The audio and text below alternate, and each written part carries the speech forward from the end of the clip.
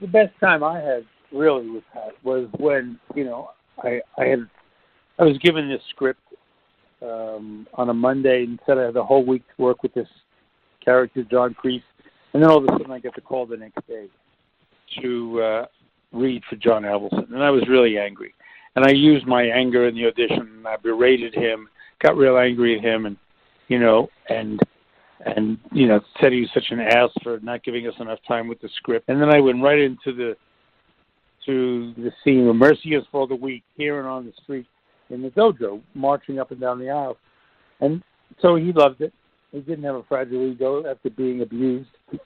And then he sent me a Jerry Weintraub. I did the same thing with Jerry.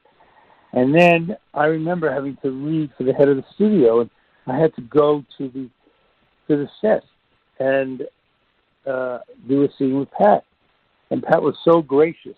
It was that scene that we do in the dojo where, I tell him, you're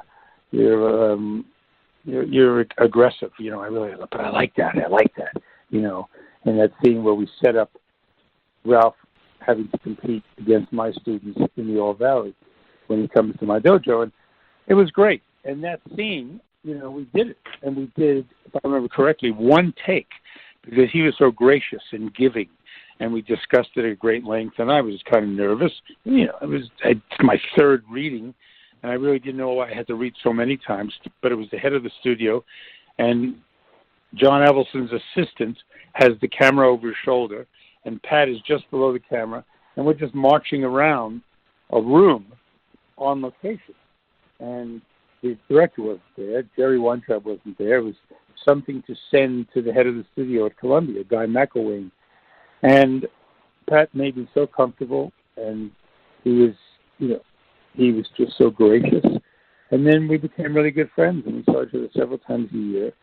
And we did a couple of movies together, down the line. And he's a really fun character. We miss him because it would have been fun. I don't think he would have been a focus of this show. This show is really focused around Billy. But it certainly would have been interesting to have him in there and around as some sort of mentor for Ralph, for Daniel's character. Because, it's his quality, his dynamic has not been reproduced by anybody. He was a entity in this trilogy, in this chapters of cinema called Karate Kid. He was, his own icon.